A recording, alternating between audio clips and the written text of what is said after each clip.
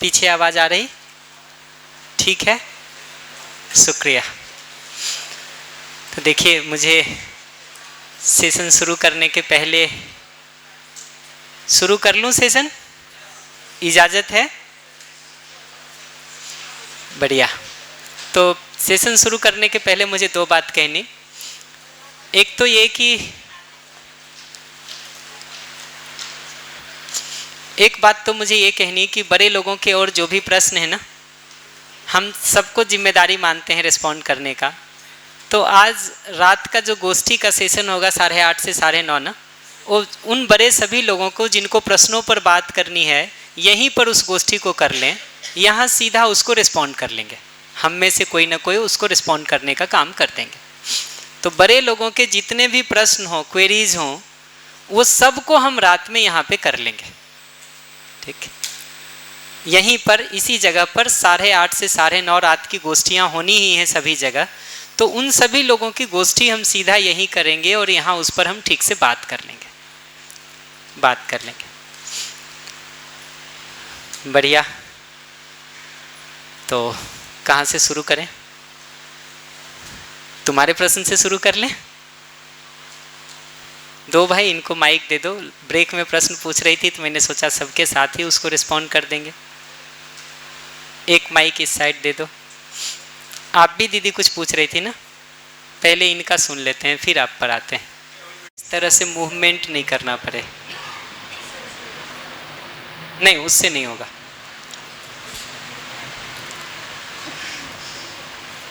बढ़िया, बोलो। भैया, मेरा क्वेश्चन ये था कि अगर हमारी कोई ऐसी आदत है जो हमारे लिए नुकसानदायक है और ये चीज़ हमें पता है, तो हम उस आदत को ऐसा क्या करें कि वो हमसे छूट जाए? मतलब किस तरीके से उसे छोड़ा जा सकता है? कोई एक उदाहरण बताओगी?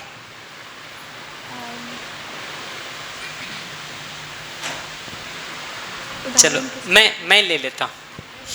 हाँ, तुम बता दो, माइक दे दो इसको। देखो तुम्हारे सपोर्ट में खड़ी है। जैसे कि मेरे दादी बोलते कि चाय मत पिया कर, तेरे घुमड़ी होती है, लेकिन मुझे चाय पसंद है इसलिए मैं पीती हूँ। फिर भी क्यों मुझे पता है कि मेरे घुमड़ियाँ होती है, लेकिन मुझे पसंद है चाय इसलिए मैं पीती हूँ। बढ़िया, ये बहुत अच्छा प्रश्न है। इनफैक्ट कोई जिंदगी के एक दो प्रश्न को भी ठीक से पकड़ के सॉल्व कर देना तो बहुत सारी चीज़ें उससे सॉल्व हो जाती हैं। हम जिंदगी में गलती दो तरह से करते हैं। या तो हमको पता ही नहीं होता है कि सही क्या है गलत, ठीक है। और मैं चाय उदाहरण की तरह ले रहा हूँ, उसको मुद्दा नहीं बनाइएगा कि चाय पीना ठीक है कि नहीं है, ठीक है। ये तो उदाहरण है कि इनको तो दिख रहा है बहुत साफ साफ कि इनको पिंपल्स हो रहे हैं, चेहरा खराब हो रहा, ठीक है। तो नहीं पीना ही ठीक है, इनके लिए ये तय हो चुका है, इसलिए उसको मुद्दा नहीं बनाइएगा। तो एक बार अगर हम देखते हैं कि हमसे गलती कब होती है, तो या तो हमको पता ही नहीं होता है कि मेरे लिए सही क्या है गलत क्या है, ठीक है, तो गलतियां होती रहती हैं। हमको पता ही नहीं है कि सही क्या है गलत क्या है, तो गलतियां होती रहती हैं। दूसरा, सही पता होने के बाद भी जो गलती होती है हमसे, उसका कारण ये होता है कि सही होते हुए भी उसमें हमको सुख दिखाई नहीं देता है। तो जो बात इन्होंने कही ना, चाय नहीं पीना सही होने के बावजूद भी हमको उसमें सुख दिखाई देता है चाय पीने में, चाय नहीं पीने में हमको दुख दिखाई देता है, चाय पीने में हमको सुख दिखाई देता है कि नहीं। पीछे सिगरेट का उदाहरण ले रहे थे पिछले सेशन में। सिगरेट पे बड़ा बड़ा लिखा रहता है इंजूरियस टू हेल्थ, पीना स्वास्थ्य के लिए हानिकारक है। डॉक्टर लोग भी उसको पीते हुए दिखाई देते हैं कि नहीं।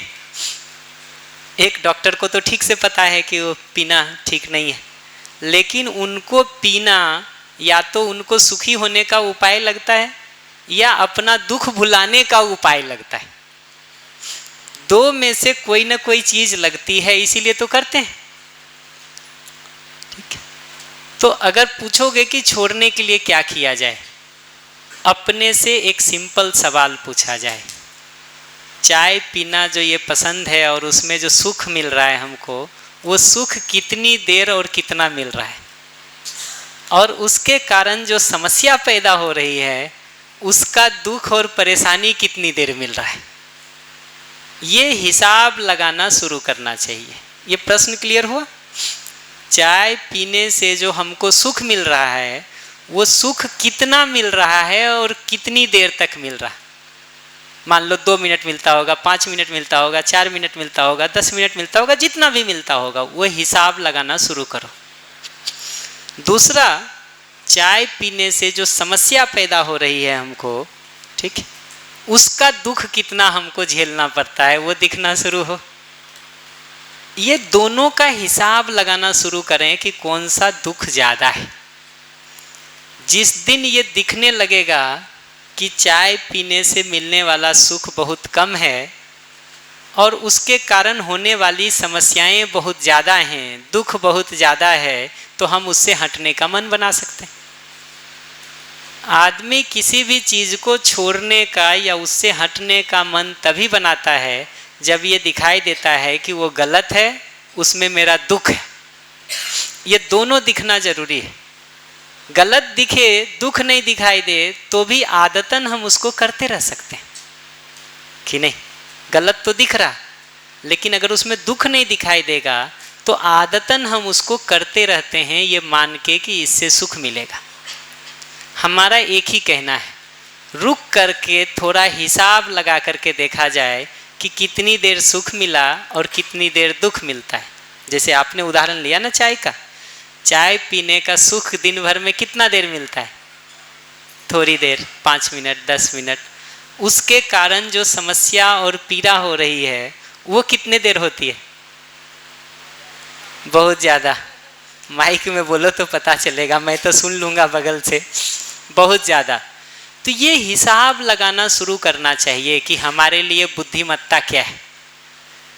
ये जो थोड़ा सुख मिल रहा है इसके कारण उतने बड़े दुख को लेना ठीक है कि नहीं है, ये सवाल अपने से बस पूछना शुरू करना चाहिए और कुछ नहीं करना चाहिए। एक सवाल अपने से पूछना शुरू करना चाहिए कि इसको करने से सुख मिला इतना और समस्या हुई इतनी, तो ये इतनी समस्या को इतने थोड़े सुख के लिए करना ठीक है कि नहीं। ये सवाल पूछना शुरू करना चाहिए। एक बात तो मैं ये कहूँगा, इसी को दूसरी भाषा में पलट के कहूँ तो हमको चाय पीना अच्छा लगता है, ये बात तो ठीक है, पर क्या चाय पीना वास्तव में मेरे लिए अच्छा है कि नहीं, ये सवाल पूछेंगे कि नहीं। अच्छा लगने और अच्छा होने के अंतर को हम पहचानना चाहिए कि नहीं पहचानना चाहिए। कि जो चीज़ हमको अच्छी लग रही है अपने सेंसेस के कारण, वो वास्तव में मेरे लिए अच्छा है कि नहीं, ये सवाल पूछेंगे कि नहीं पूछेंगे। बुद्धिमत्ता क्या है? अच्छा लगने में ज़िंदगी गुजारने में कि अच्छा होने वाले भाग में समय लगाने में? ये पता चलता है ना। बस ये सवाल पूछते रहें अपने से और कुछ नहीं करें। ये सवाल पूछने से ही जिस दिन आपको वो दुख ज़्यादा दिखने लगता है ना, उस दिन छोड़ देते हैं। हिसाब लगाते रहा जाए, सवाल पूछते रहा जाए और कुछ नहीं करना है। बचपन में हम खिलौनों से खेलते थे, ठीक, उन खिलौनों में थोड़ी टूट फूट हो जाए तो झगड़ा शुरू कर देते। अभी देखो बिटिया उस खिलौने से खेल रही है, कोई लेना चाहे अभी तो रोना शुरू कर देगी। क्यों बिटिया? नहीं रोती है? बड़ी उदार है, दे दो उसको खेलने के लिए।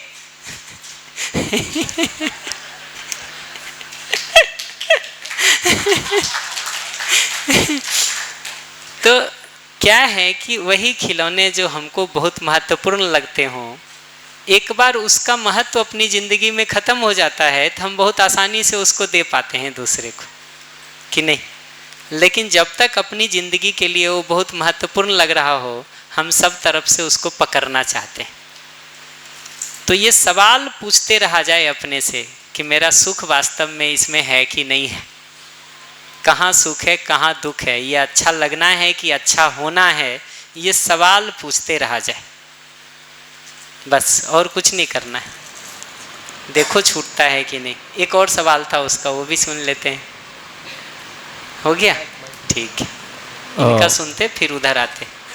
जी हमने एक उदयपुर वाला एग्जाम्पल लिया था कि घूमने जाना है वो दोनों में तय है, बट मुझे कहीं और जाना है, किसी को कहीं और जाना है, तो वो म्यूचुअल हैप्पीनेस वाला पार्ट है, वो कैसे अचीव होगा वो समझने का कोशिश कर रहा था। एकदम सिंपल, आप उदयपुर चले जाओ, मुझे दिल्ली जाने दो अपने प्रोग्राम के लिए। नहीं, बट दोनों को साथ में जाना था ना।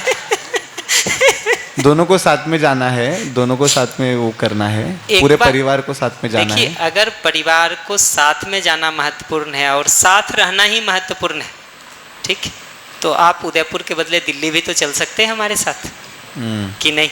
चल सकते। इधर कुछ पूछ रहे थे। भैया, जैसे पहले ब्रेक के पहले कम्युनिकेशन की बात चल रही थी कि हमें प्रॉपर तरीके से पेरेंट्स से कम्युनिकेशन करना चाहिए, अपनी बात को सही तरीके से रखना चाहिए। बट बहुत सारी बार ऐसा होता है कि वो फर्स्ट तो कि बड़ों की बहुत सारी मान्यताएं एकदम प्रॉपर सेट हो जाती है, तो हम हो सकता है कि हमें इतनी कैपेबिलिटी नहीं है कि हम उस तरीके से कम्युनिकेशन कर पाए। फर्स्ट वो उनकी ये इच्छा रहती है कि हर चीज़ को परमिशन लेके किया जाए, वो हर बार फिजिबल भी नहीं होता है, ठीक है? तो इस वजह से एक तो परमिशन बार बार पॉसिबल नहीं है, ठीक है? और उसकी क्योंकि मैं अब बड़ी हो गई हूँ। हाँ। नहीं तो बचपन में उल्टा होता, बिना परमिशन लिए जाने को तैयार नहीं होते। एक बच्चे को देखिए, छोटे बच्चे को, यहाँ खेल रहा है ना, वो उतनी दूर तक ही खेलने जाता है जितनी दूर तक उसको मम्मी पापा दिखाई देते रहते हैं। होता कि नहीं? जैसे ही दिखना बंद हो जाएगा वो रोना शुरू कर देगी। तो होता है, नहीं होता है? आप ऑब्जर्व करके देखिए ना, ऑब्जर्व करके देखिए कि एक छोटा बच्चा जो खेलता रहता है ना, वो देखता रहता है, जब तक दिखाई दे रहे हैं मम्मी पापा उतनी सीमा में वो खेलता है, उससे बाहर नहीं जाता। और अगर गलती से दिखना बंद हो गए रोना शुरू कर देगा। इसका मतलब हम खुद भी एक समय तक परमिशन के साथ ही जीना और रहना चाहते हैं, ठीक? एक समय के बाद वो कठिनाई है, ये बात ठीक है। अब आप बट अब बड़े तो हो ही गए ना, ये तो एक्सेप्ट करना ही होगा। और उसके साथ ही बहुत सारी बार ऐसा होता है कि कोई एक चीज़ है, स्टार्टिंग में होता है, बहुत सारी बार वो खुद चाहते कि हम ये करें, ठीक है, फिर वो खुद चाहते कि नहीं करें। इतना कन्फ्यूज़न होता है कि हमें ही समझ नहीं आता है कि हम क्या करें, ठीक है? तो फिर जब ज़्यादा बड़े जाते हैं, पढ़ाई कर लेते हैं, जॉब कर रहे हैं, बहुत सारी बार ऐसा होता है कि हम साथ में रह के भी जॉब कर सकते हैं बच्चे, बट बच्चों को लगता है कि फ्रीडम चाहिए, तो चलो बढ़िया है, बाहर रह के करें, जो मर्जी हो जो करेंगे। तो उसमें कैसे बैलेंस बिठाए, सामने से बिठाए कि साथ में रह के सही तरीके से हम थोड़ी बात इसकी कर देते हैं। बाकी अभी आज कल फर्स्ट हाफ में हम इस प्रश्न को और थोड़ा ठीक से रिस्पॉन्ड करेंगे। जब हम सेल्फ की एक्टिविटीज़ के संदर्भ में थोड़ा बात करना शुरू करेंगे तो हम उसको और ज़्यादा ठीक से रिस्पॉन्ड करेंगे। अभी उसको हम नहीं ले रहे हैं, रोक रहे हैं थोड़ा।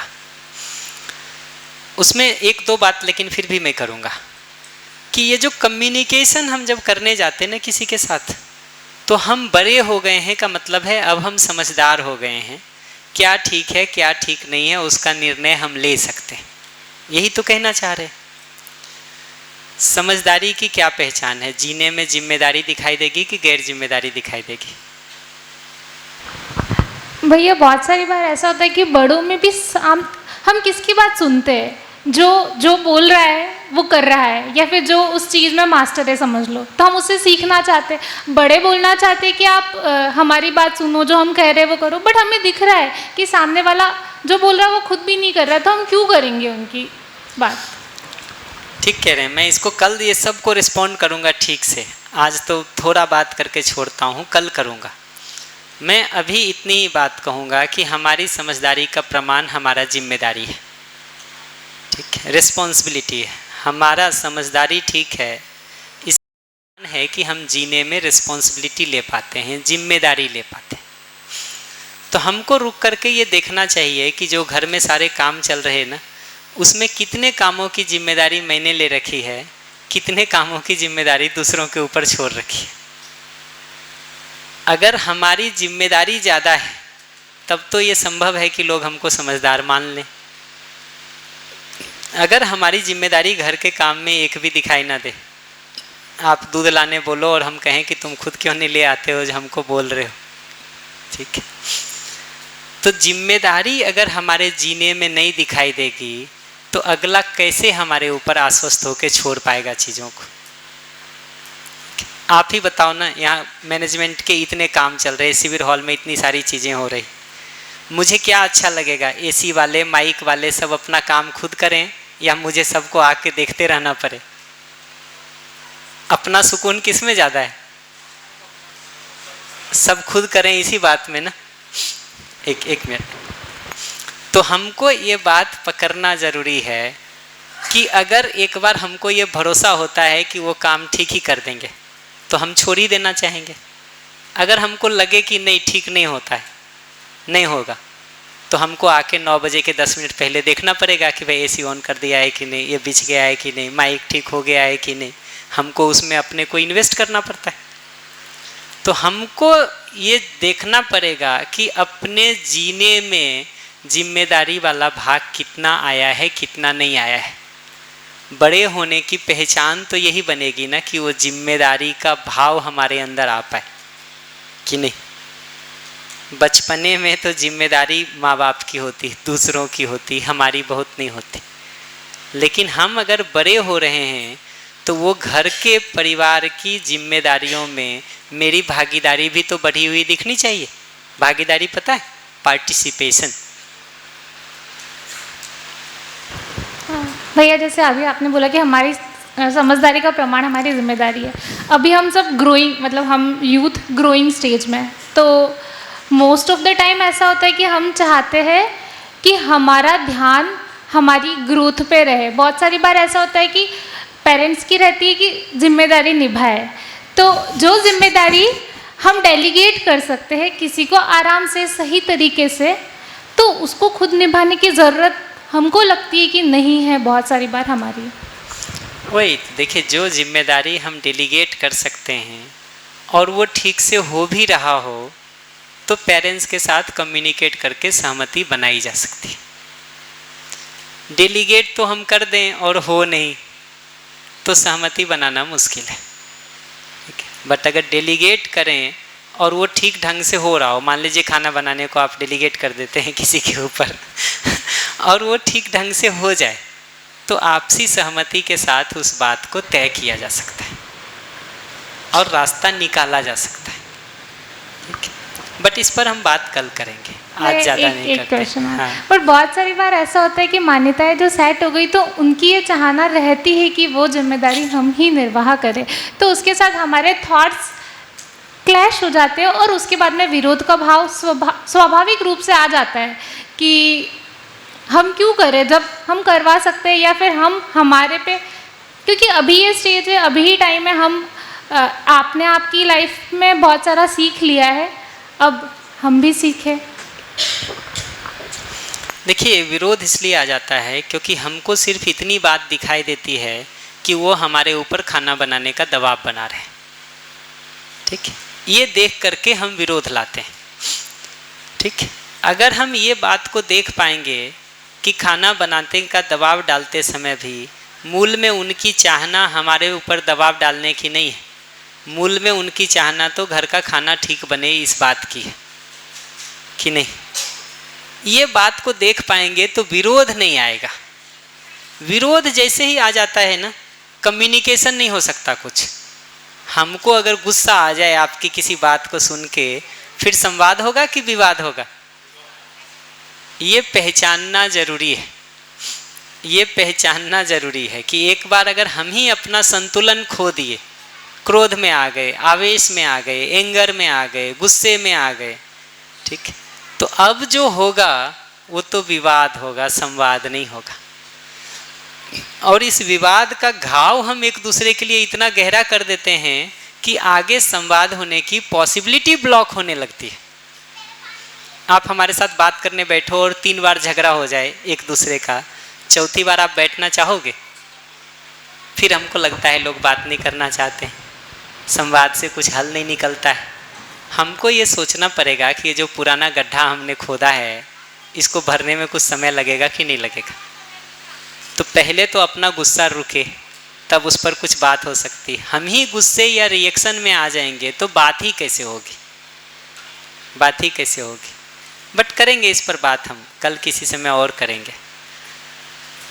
इस प्रश्न के बाद हमको कुछ मुद्दों पर बात करनी है, उसको मैं थोड़ा आगे बढ़ा लूँगा, फिर लौट के आ जाएंगे लंच के बाद। एक डॉक्यूमेंट्री दिखानी है हमको, स्टोरी ऑफ स्टफ। कितने लोगों ने देखा है आप में से? 1 2 3 4 5 6 7 8 9 10 11, बढ़िया। तो उस डॉक्यूमेंट्री को हम दिखाएंगे और उसको रिलेटेड कुछ डिस्कशन हम करेंगे, पर उसके पहले कुछ कंटेंट हमको कवर करना है जो मैं कर देना चाहता हूँ। अपन ने इग्नोरेंस पे बात करी थी, मैंने बोला था कि मैं तो इग्नोर करके खुश हो जाती हूँ, मतलब तो इग्नोरेंस करने से मैं तो हैप्पी हो गई ना। अब सामने वाले अपनी इनकॉम्पिटेंसी की वजह से उस बात को नहीं समझ पा रहा है।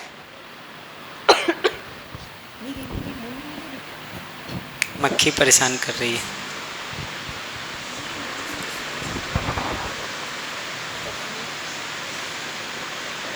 अगर सामने वाला आप उसकी कॉम्पिटेंसी से बात नहीं समझ पा रहे हैं। पानी पी लो, पानी। उसका प्रॉब्लम हुआ ना, मतलब मैं तो इग्नोर करके निकल ली, I am happy, I am doing fine, वो नहीं समझ पा रहा है उस चीज़ को, वो उसकी इनकॉम्पिटेंसी है। तो देखिए, मुद्दा ये नहीं है कि हम ज़बरदस्ती खड़ा होकर समझाएं ही किसी को। मुद्दा ये है कि वहाँ रहते हुए और उसके बाद हमारा उसके प्रति स्नेह का भाव है कि विरोध का भाव है। मुझे मैटर ही नहीं करता है वो इंसान मेरी लाइफ में। अगर मैटर नहीं करता ना, तो उसको बोलते समय अपना मन का रिएक्शन भी नहीं होता। और बहुत मैटर करता है, लेकिन मेरे पास में इग्नोर, मतलब दोनों पॉइंट्स हैं। एक तो मैटर ही नहीं करता है तो चलो मन का विरोध, एक बहुत मैटर करता है। तो अब मुझे बुरा तो लग रहा है, बट मेरे पास में और कोई ऑप्शन ही नहीं है। बिल्कुल ठीक कह रहे हैं। देखिए, हम सब अभी ज़िंदगी में कई सारी जगहों पर उस मुकाम पे खड़े हैं। ये कोई आपकी प्रॉब्लम है ऐसी नहीं है, ये हम में से बहुत सारे लोगों की प्रॉब्लम है। इशू यही है, मुद्दा यही है कि ये जो प्रॉब्लम जिसको हम फेस कर रहे हैं, इसका सॉल्यूशन निकालेंगे, ठीक है, या किनारे पे खड़े होकर के सिर्फ उसके लिए रोते रहेंगे, परेशान होते रहेंगे। कई बार बहुत ट्राई करने के बाद में भी कम्युनिकेशन एनवीसी भी यूज़ कर लिया, सब कर लिया, नहीं हो पाता। दो ही बात हो सकती है, या तो ये लाइन लें हम कि अगला बुद्धू है, उसके दिमाग में कुछ घुस नहीं सकता, ठीक है, या ये दूसरा लाइन लें कि हमारे बोलने के तरीके को और कैसे बेहतर करें कि बात आप तक पहुंच सके।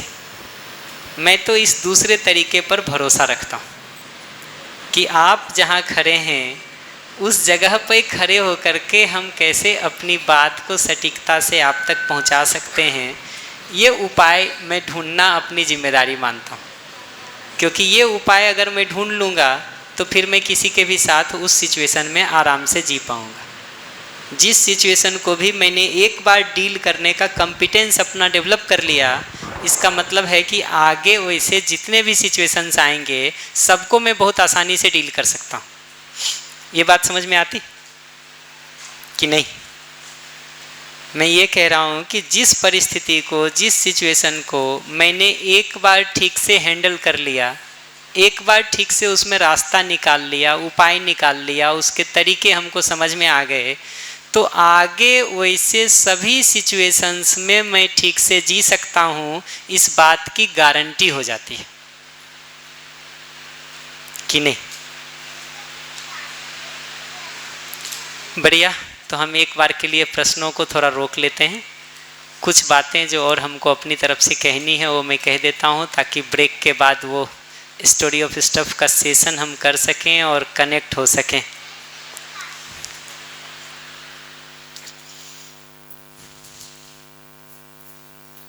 नेचुरल एक्सेप्टेंस पर बहुत बात हमने कर दी।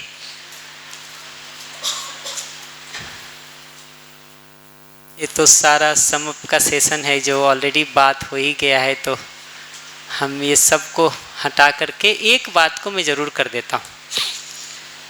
एक बार अगर हमको समझ में आता है कि happiness means to be in a state of harmony, अगर मुझे सुख का मतलब ये समझ, पीपीटी प्रिंट करवा के कल दे सकते हैं क्या भैया?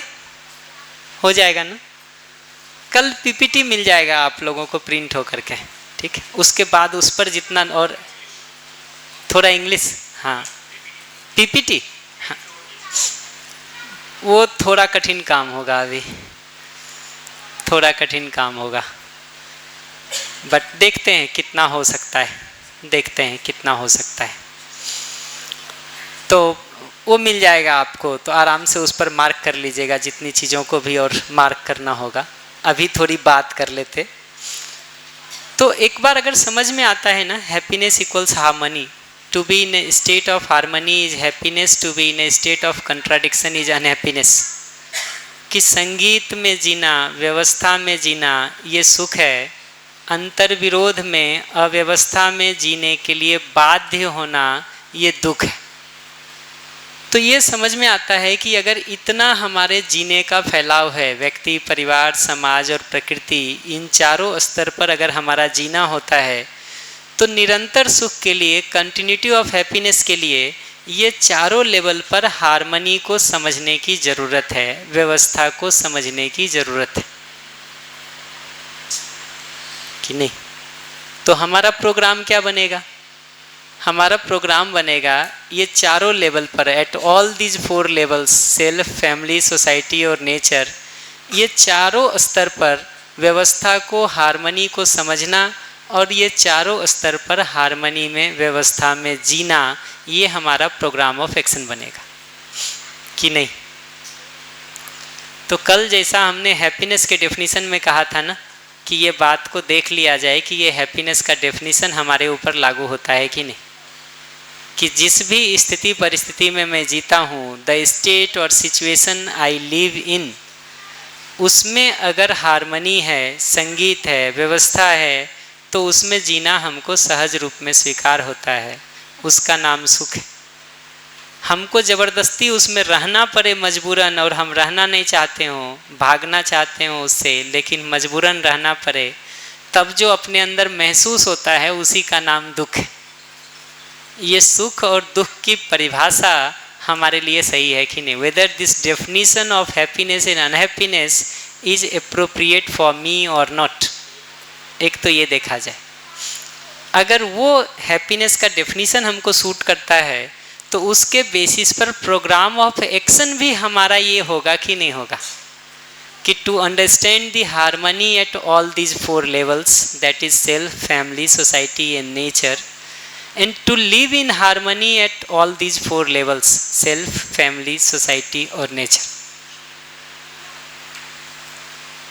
तो सुखी होने का कार्यक्रम भी, तरीका भी जो अभी हमको अलग अलग लगता है, अब लौट के ये देखा जाए कि वो तरीका भी वस्तुतः एक ही है कि अलग अलग है।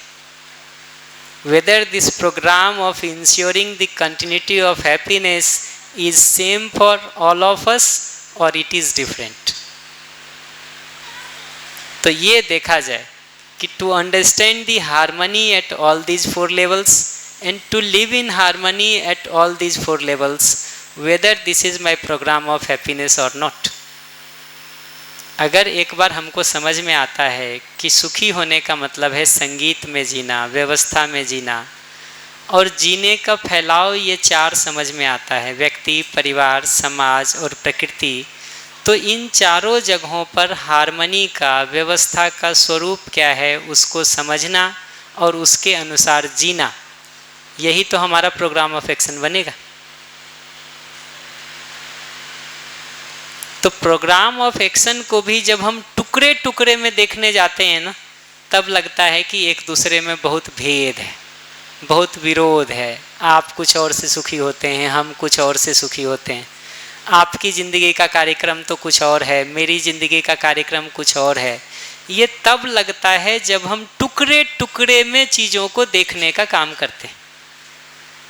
अगर पूरे में फैला के देखेंगे तो दिखेगा कि हमारा प्रोग्राम ऑफ एक्शन भी सेम है।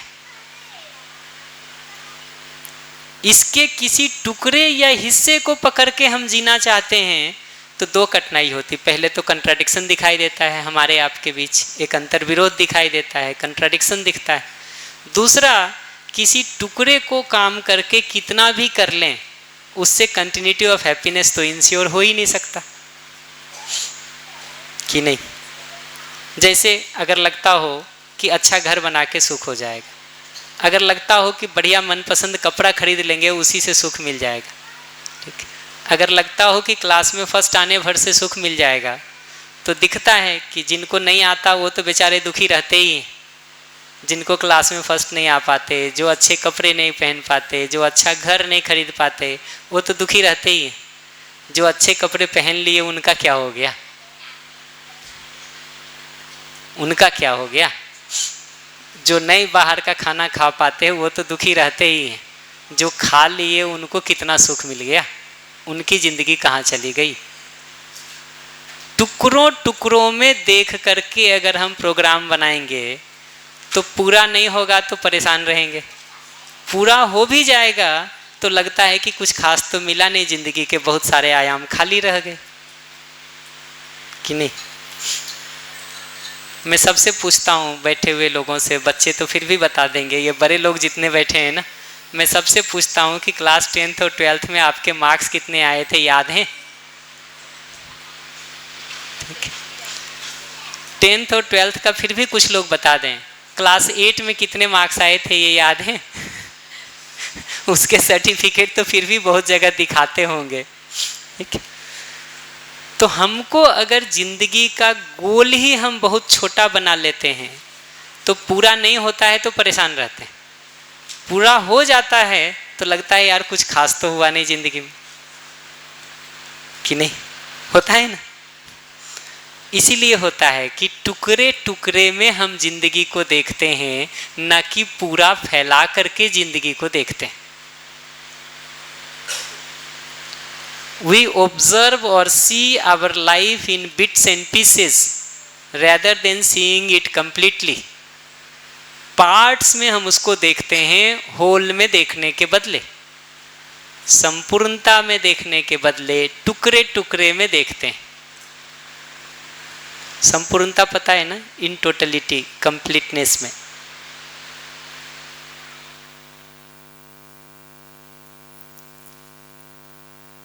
इस पर विचार कीजिएगा, ये भी अगला होमवर्क है हमारी तरफ से, कि अगर हमारा हैप्पीनेस का डेफिनेशन को देखें और उसको इंश्योर करने के लिए प्रोग्राम ऑफ एक्शन को देखें तो ये भी सेम है कि नहीं है। ये सबको जांच परख करके अपने लिए देखना इसलिए ज़रूरी है कि हमने अभी मान रखा है कि सबका सुख अपना अपना है, हमने अभी मान रखा है कि सबके सुखी होने का उपाय अपना अपना है, तो कैसे रास्ता निकलेगा। रुक के ये देखा जाए कि सुख अपना अपना है या उसकी परिभाषा डेफिनेशन भी सेम है। रुक के ये देखा जाए कि सुखी होने के लिए जो प्रोग्राम ऑफ एक्शन है वो सेम है कि डिफरेंट।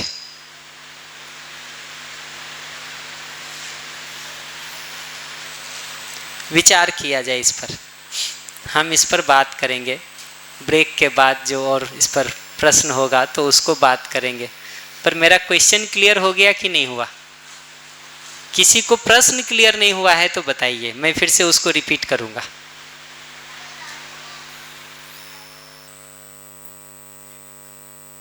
एक बार और बता दूं।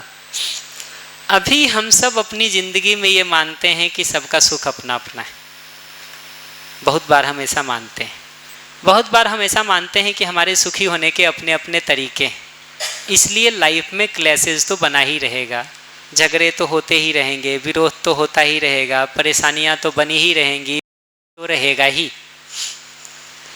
यहाँ ये बात कह रहे हैं कि सुख की जो परिभाषा हमने देखी कि to be in a state of harmony is happiness and to be force to be in a state of contradiction is unhappiness, कि जिस स्थिति परिस्थिति में भी हम रहते हैं अगर उसमें संगीत है, व्यवस्था है, हार्मनी है, तो वैसा जीना हमको सहज रूप में स्वीकार है।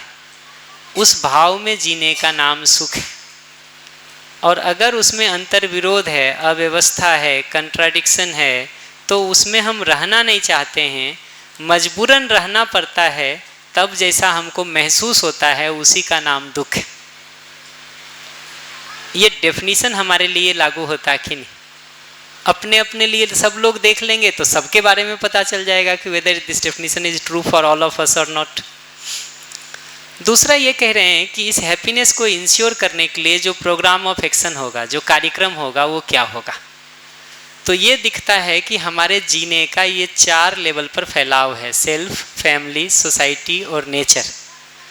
तो इन चारों लेवल पर हार्मनी को, व्यवस्था को समझना और इन चारों लेवल पर हार्मनी में जीना, ये हमारा प्रोग्राम ऑफ एक्शन होगा कि नहीं होगा अगर कंटिन्यूटी ऑफ हैप्पीनेस को इंश्योर करना है तो। इसमें से जिस लेवल की हार्मनी को हम छोड़ देंगे वहाँ की समस्या शुरू हो जाएगी। और सुबह के सेशन में हमने बहुत सारी समस्याओं को गिन के देखने का कोशिश किया था कि क्या क्या समस्याएं किस लेवल पर होती हैं।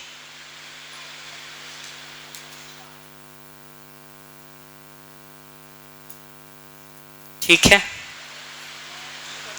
देखा जाए ऑब्जर्व करके, कुछ होगा तो हम उसको लंच के बाद बात करेंगे। जितनी बात पीछे हमने की उसी को समराइज करके यहाँ लिखा हुआ है। नई बात इस स्लाइड में कुछ भी नहीं है और स्लाइड कल आपको मिल जाएगी, इसलिए लिखने की कोई चिंता न करें, स्लाइड आपको मिल जाएगी। हम इसमें से पहला जो मानव है उसको थोड़ा समझना चाहते हैं।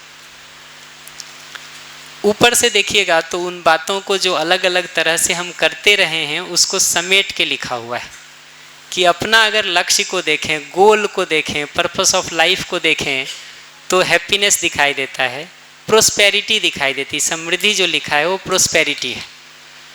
अपने से पूछ के देखें हैप्पीनेस चाहिए कि नहीं चाहिए, हैप्पीनेस हमारा नीड है कि अनहैप्पीनेस नीड है, प्रोस्पेरिटी नीड है कि डिप्रीवेशन नीड है। What do we aspire for, हमारा एस्पिरेशन क्या है, प्रोस्पेरिटी के लिए कि डिप्रीवेशन के लिए, प्रोस्पेरिटी के लिए। उत्तर इतना सरल है कि समृद्धि चाहते जिंदगी में कि अभाव और दरिद्रता चाहते हैं। ये उत्तर साफ है। क्या चाहते जिंदगी में, समृद्धि की अभाव? समृद्धि, ये बात दिखती है। प्रोस्पेरिटी हम चाहते हैं, वही लिखा है कार्यक्रम में। जो बात हमने की प्रोग्राम ऑफ एक्शन में वही लिखा हुआ है। तो इसके तहत हम थोड़ा ह्यूमन बीइंग को समझने का काम करना चाहते हैं। ह्यूमन बीइंग क्या है, आदमी क्या है, मानव क्या है, या मैं क्या हूँ, उसको थोड़ा हम समझने का काम करना चाहते हैं। स्लाइड्स मिल जाएगी, लिखने की कोई चिंता न करें। आपको कल सुबह सुबह स्लाइड्स मिल जाएगी, तो पूरे स्लाइड लिखने की ज़रूरत नहीं है। कोई बात महत्वपूर्ण बहुत लगती हो तो उतने को नोट कर लीजिए। अपनी ज़रूरतों को देखने जाएं तो एक ज़रूरत तो भोजन जैसी दिखाई देती है। भोजन की, कपड़े की, घर की हमको ज़रूरत दिखाई देती है कि नहीं? अपनी ज़िंदगी की ज़रूरत को देखें तो ये दिखता है। भोजन नहीं मिले तो शरीर स्वस्थ होगा कि बीमार होगा? बीमार हो जाएगा। कपड़ा अगर हमको नहीं मिले ठंड में बचने के लिए, ठंडक से, तो शरीर स्वस्थ होगा कि बीमार होगा? बीमार होगा। तो ये दिखता है कि भोजन, कपड़ा, ये सब शरीर की ज़रूरत है। ठीक है, सिर्फ भोजन ही हमारी ज़रूरत है या एक दूसरे के साथ जीते हुए सम्मान और स्नेह की भी हमारी ज़रूरत है? सम्मान की भी ज़रूरत है, स्नेह की भी ज़रूरत है। ठीक, ये सम्मान और स्नेह शरीर की ज़रूरत है कि मेरी ज़रूरत है? इसको दूसरी तरफ से पलट के देखिए। जो आप कह रहे हैं उसी उत्तर को और ज़्यादा अच्छे से देख पाएंगे कि भोजन की ज़रूरत शरीर के हिसाब से बदल जाती है। एक बच्चा है 2 रोटी चाहिए होगा, बड़ा है 4 चाहिए होगा। वही बड़ा आदमी जिस दिन बीमार हो गया हो उस दिन खाना नहीं खाता है। तो एक दिन उसको भोजन की ज़रूरत है क्योंकि शरीर स्वस्थ है, एक दिन भोजन की ज़रूरत नहीं है क्योंकि शरीर बीमार है। ये बात दिखती? Can you see this difference कि एक दिन शरीर को भोजन की ज़रूरत है क्योंकि शरीर स्वस्थ है, एक दिन बीमार है तो ज़रूरत नहीं है। हमारा शरीर अगर बड़ा है तो ज़्यादा कपड़ा चाहिए, ज़्यादा मीटर चाहिए होगा वो कपड़ा बनाने के लिए। शरीर अगर छोटा है तो थोड़े मीटर में ही बन जाएगा, 1 मीटर में बन सकता, 1.5 मीटर में बन सकता। बड़ा है तो 5 मीटर में बनेगा, 6 मीटर में बनेगा कि नहीं? लेकिन अगर सम्मान की ज़रूरत को देखेंगे, स्नेह की ज़रूरत को देखेंगे तो ऐसा होता है कि जिस दिन बीमार हो गए उस दिन स्नेह नहीं चाहिए। ऐसा होता है कि जिस दिन बीमार हो गए उस दिन सम्मान नहीं चाहिए।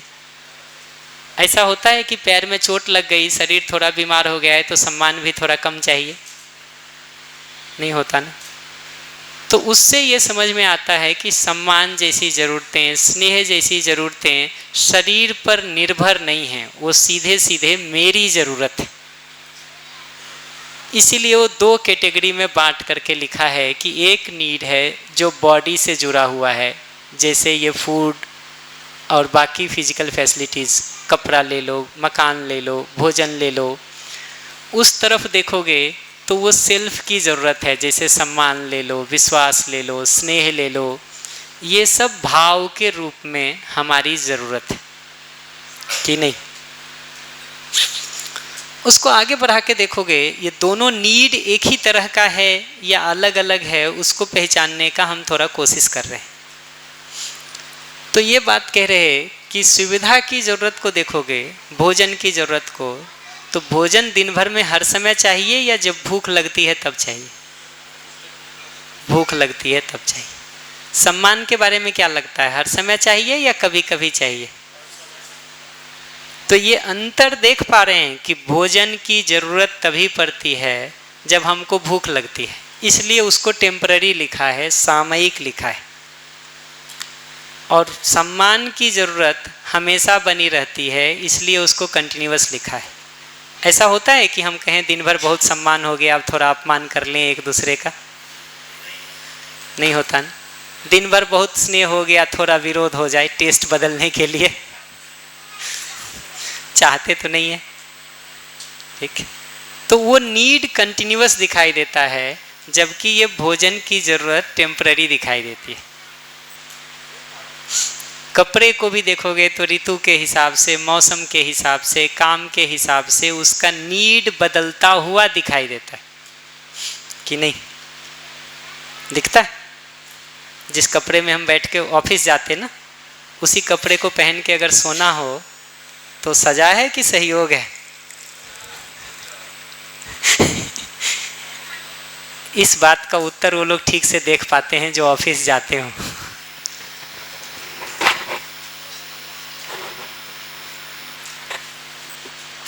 इतने में कोई प्रश्न हो तो बताइए।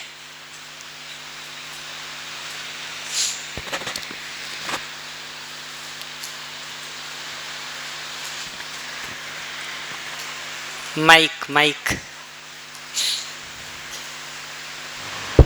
सर ये लास्ट स्टेटमेंट समझ में नहीं आया, इन दोनों के बीच में वरीयता क्रम क्या है, मतलब? वो तो रहने दीजिए ना, नीचे अभी उस पर आएंगे। जो बात कर रहे वहां से शुरू करें ना। माइक दे दो वहाँ। इधर की माइक कहाँ है? इसको बढ़ा दीजिए पीछे।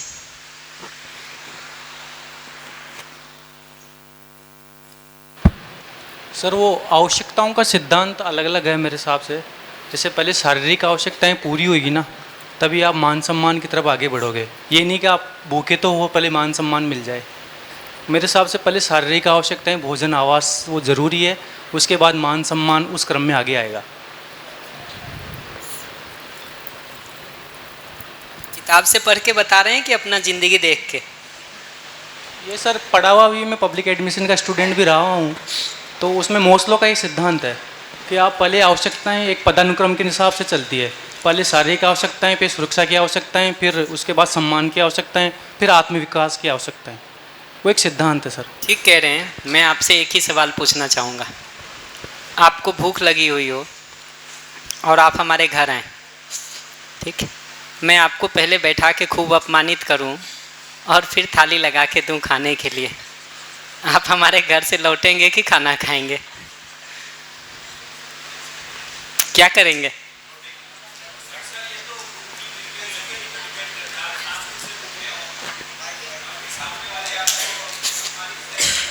माइक दे दीजिए।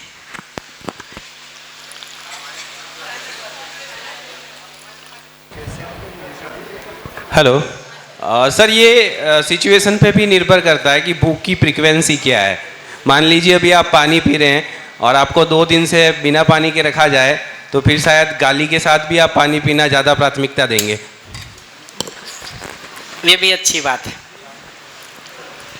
तो पहले ये तो समझ में आ जाए कि नॉर्मल स्टेट जो हमारा है, उस समय तो हमारे लिए सम्मान महत्वपूर्ण है। पहले ये समझ में आ जाए। फिर ये जो एबनॉर्मल स्टेट है ना, उस समय भी ये बात को देख लिया जाए कि हम खाना खाते समय वो जो गाली दे रहा है हमको, उस गाली के कारण अंदर अंदर हम भी गुस्सा हो रहे होते हैं कि आराम में होते हैं। तो इसका मतलब अपमान तो हमको उस समय भी स्वीकार नहीं है, मजबूरन बाध्यतावश परिस्थितिवश हम झेल रहे हैं, और वो उतनी देर ही झेलेंगे जितनी देर में लगेगा कि अब हो गया। ठीक, जिस कौर में ये लगा कि अब बात पूरी हो गई, ऐसा साइड करके जवाब देना शुरू कर देंगे कि ठहरो अभी बताते हैं कि नहीं। तो ये बात आपको पकड़ में आती है। तो उतना ही बात लिखा है कि एक नीड कंटिन्यूअस दिखाई देती है, एक नीड टेम्पररी दिखाई देती है। इनफैक्ट यही कारण है कि मैं सबसे ये सवाल जो पूछता रहता हूँ ना, कि 1 महीना पहले आपने खाना क्या खाया होगा, आपको याद नहीं होगा। कपड़े कौन से पहने होंगे, आपको याद नहीं होगा।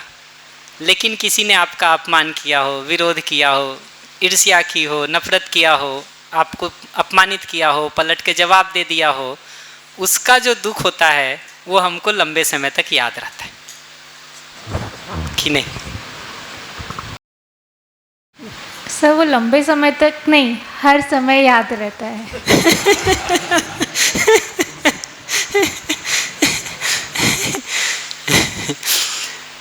ऐसे ही इन दोनों में एक और अंतर देखिएगा ना, तो इंटरेस्टिंग अंतर है। भोजन की जो ज़रूरत है ना, उसकी क्वांटिटी को पहचाना जा सकता है। जैसे भूख लगी हो तो कितना भोजन खाएंगे ये पहचान सकते कि नहीं पहचान सकते? 2 रोटी, 4 रोटी, 5 रोटी, ठीक, 200 ग्राम दाल, 150 ग्राम दाल, इतनी सब्जी, ये पहचान सकते कि नहीं पहचान सकते? अपने शरीर के लिए कपड़े सिलवाने हों तो कितने मीटर कपड़े से हमारे शरीर का वस्त्र बन जाएगा, ये पहचान सकते कि नहीं पहचान सकते? पहचान सकते हैं पक्का? घर में रहने वाले जितने लोग हों उनके रहने के हिसाब से, ठीक, कितने कमरे की हमारी ज़रूरत है रहने के हिसाब से, पढ़ने के हिसाब से, कोई अतिथि आएंगे तो उस हिसाब से हमको कितने कमरे के घर की ज़रूरत है, ये पहचान सकते कि नहीं पहचान सकते?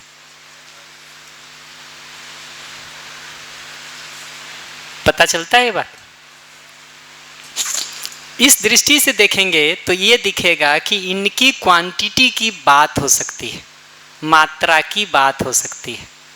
क्वांटिटी, मात्रा का मतलब है क्वांटिटी, इसकी क्वांटिटी की बात हो सकती है। भोजन की, कपड़े की, घर की क्वांटिटी की बात हो सकती है। जबकि ये जितने मुद्दे इधर लिखे हुए हैं, सम्मान, विश्वास, स्नेह, इनको हम माप सकते हैं? 1 किलो विश्वास, आधा किलो सम्मान, 2 मीटर स्नेह, ये मापा जा सकता है? नहीं। क्यों? क्योंकि ये क्वालिटेटिव है, भाव के रूप में है, क्वांटिटेटिव मुद्दा ही नहीं है यहाँ। इसको मापने की क्वांटिटेटिव बात नहीं हो सकती, क्योंकि ये सेल्फ से जुड़ा हुआ नीड है, बॉडी से जुड़ा हुआ नीड नहीं है।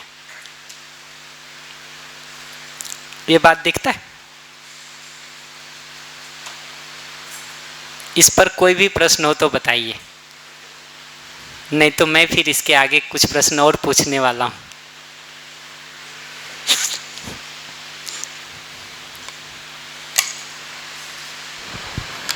भैया सम्मान मतलब दोनों को चाहिए होता है, जैसे छोटों और बड़ों को, ठीक है। बहुत सारी बार ऐसा होता है कि जैसे मतलब कोई भी बड़े या पेरेंट्स को ऐसा लगता है कि आप हमारे धोख नहीं लगा रहे हो, या जो भी अतिथि आ रहे हो उनके नहीं लगा रहे हो, तो आप सम्मान नहीं कर रहे हो। फर्स्टली तो चाहिए होता है कि मन में होना चाहिए, ठीक है, और मस्ट भी तो नहीं होता है ना, मतलब मन में नहीं हो और आप शो ऑफ कर रहे हो तो।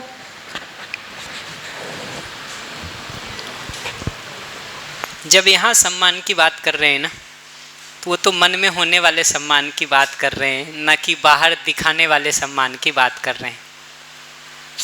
कल भी उस बात पर ध्यान दिलाया था कि अगर हम बाहर दिखाने का काम कर रहे हैं और मन में सम्मान नहीं है, हम अपने में आराम में रहते कि परेशान रहते? परेशान रहते हैं। दूसरे को भी दिखाई देता है कि ये वास्तव में तो मेरा सम्मान कर नहीं रहा, पैर छूने का ढोंग कर रहा, उसको अच्छा लगता है कि खराब लगता है? तो हम उस सम्मान की बात नहीं कर रहे हैं जो दिखावा किया जाए, वो बेसिकली सम्मान है ही नहीं, वो तो दिखावा है। बट ज़रूरत उनको उसी की लगती है ज़्यादा। इसीलिए वो सवाल मैंने पहले पूछ लिया कि जब ये दिखावा आप किसी के साथ कर रहे होते हैं और उसको दिखाई देता है कि दिखावा है, तो आराम में आते कि परेशान होते? देखा जाए, अपने लिए पलट के देखो ना कि तुम्हारे साथ कोई दिखावा करे, ठीक है, और तुमको दिखाई दे रहा हो कि ये वास्तव में मेरा सम्मान नहीं कर रहा है, अपना काम निकलवाने के लिए दिखावा कर रहा है, तो तुम आराम में रहोगे कि उसको देख के अच्छा लगेगा तुमको कि खराब लगेगा? मुझे ऐसा लगता है कि अभी जो हमारी जनरेशन है ना, उसको ये चीज़ समझ, मतलब ठीक है मुझे नहीं बोलना चाहिए, समझ आती है, बट बड़ों को नहीं समझ आती।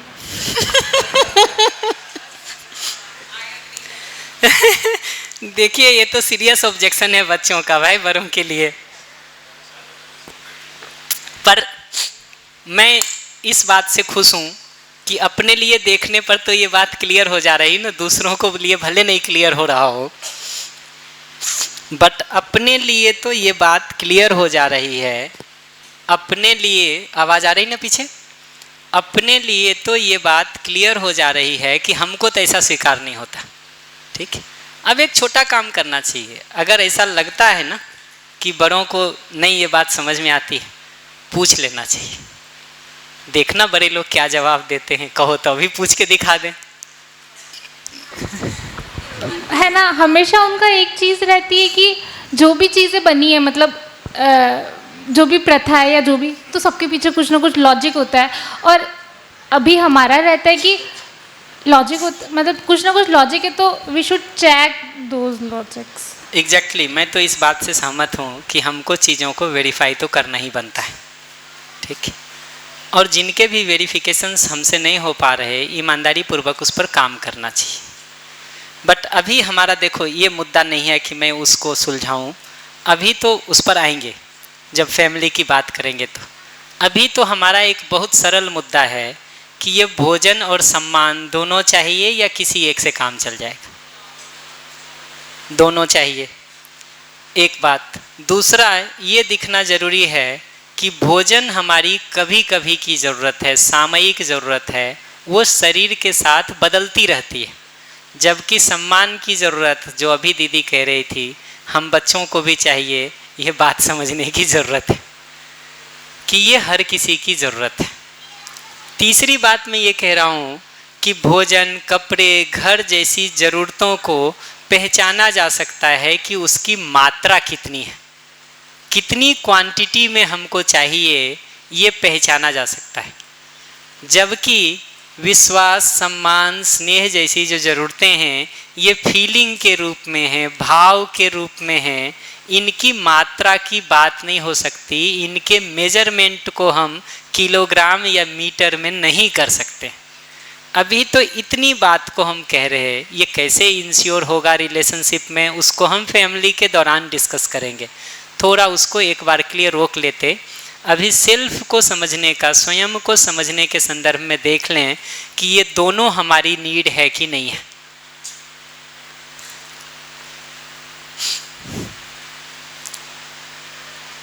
बाकी प्रश्न पर आएंगे, पर इतने पर पहले इसको लिमिट करें। इसमें से कोई भी बात नहीं समझ में आ रही हो, बिना संकोच के हमसे पूछ लीजिए।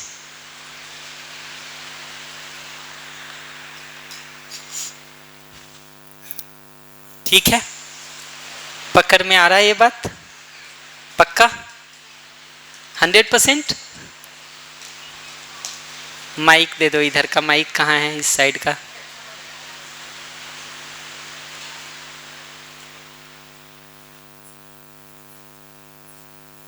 सहमत? सहमत? पक्का? कौन सी बात से सहमत हो?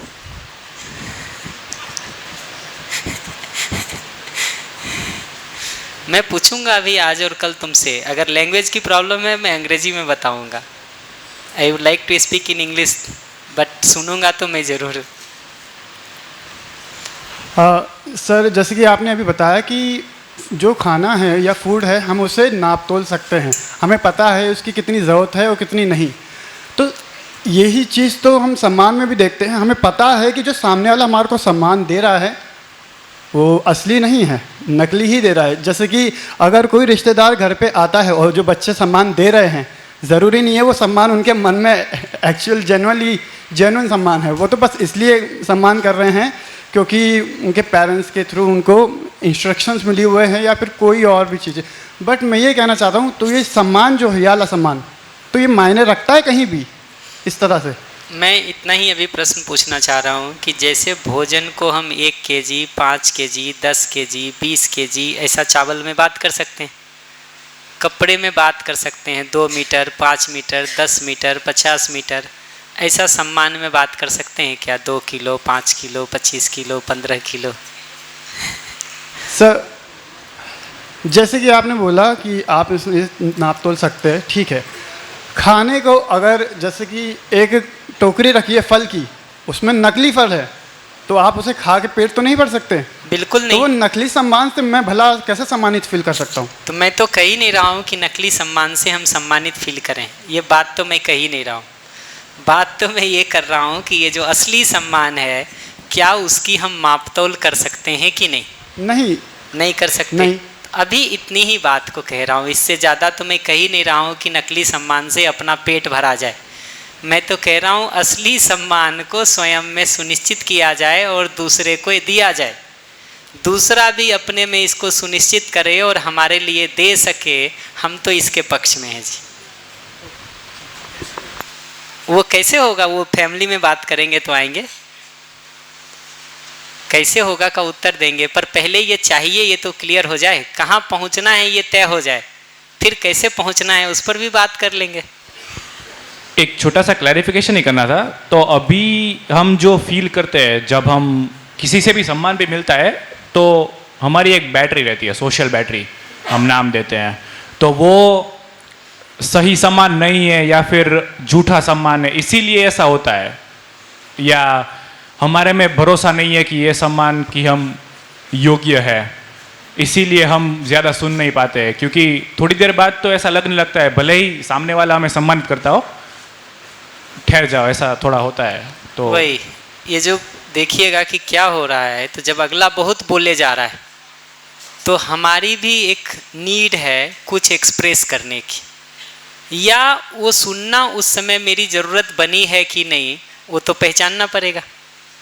हम बोलें आपकी सुनने की ज़रूरत हो तब मैं बोलूं तो मेरा बोलना सार्थक है। आप सुनना ही नहीं चाहते हो और मैं पकड़ पकड़ के सुनाऊं तो मेरा बोलना व्यर्थ है। हमको अपना इलाज कराने की ज़रूरत है। फिर सम्मान में देखिए क्या होता है कि अगर मैं सम्मान के भाव के साथ आपके साथ खड़ा हूं तो कोई भी समय आपको ये नहीं लगेगा कि अब श्याम को अपमान कर देना चाहिए, मेरा ये सम्मान तो ज़्यादा हो गया। राइट, इतना ही कह रहा हूँ। उस सम्मान के तहत हम आपको भाषण देते रहेंगे, ये जरूरी नहीं है, ये जरूरी नहीं है। माइक पीछे, माइक, हाँ हाँ, वो आता हूँ, अभी उस पर आता हूँ, उस पर आता हूँ। ये पकड़ में आया। ये जो वरीयता क्रम कह रहे थे ना, उसका मतलब है प्रायोरिटी ऑर्डर। प्रायोरिटी ऑर्डर अपनी ज़िंदगी को ही देखेंगे तो ये दिखाई देता कि सुबह नाश्ता नहीं मिला हो, दोपहर में खाना मिल जाए, बात खत्म हो जाती, हम आगे बढ़ जाते। ठीक है, पीछे किस दिन नाश्ता नहीं मिला था वो आज आपको याद भी नहीं है। ठीक है, 1 महीना पहले क्या खाए थे ये याद नहीं है।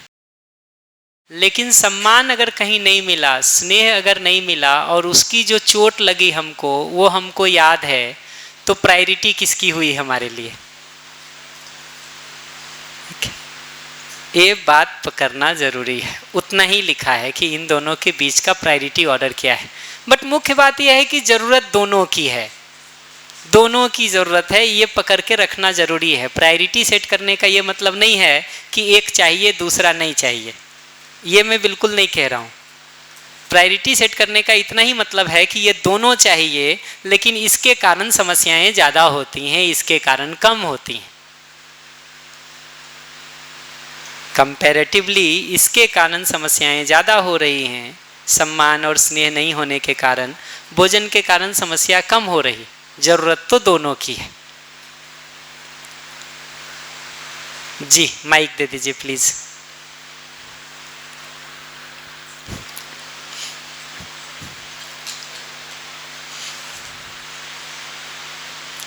मुझे ना एक और डिफरेंस भी नज़र आ रहा है जी। कि फिज़िकल फैसिलिटी में या तो फिज़िकल फैसिलिटी होगी या नहीं होगी, दो उसके क्लासेस हैं, और यहाँ पे 3 क्लासेस हैं कि या तो मैं इज़्ज़त दूंगा या नहीं दूंगा या फिर बेइज्जती करूंगा। तो थर्ड वाला भी मतलब उसका नेगेटिव जो इमोशंस हैं उसका एक नेगेटिव पार्ट भी है, यहाँ फिज़िकल वाले में उसका नेगेटिव नहीं है। ठीक है ना, जितने तरह से भी देखिए, मुख्य बात मैं ये कहना चाह रहा हूँ कि ये दोनों अलग अलग प्रकार की चीज़ें हैं,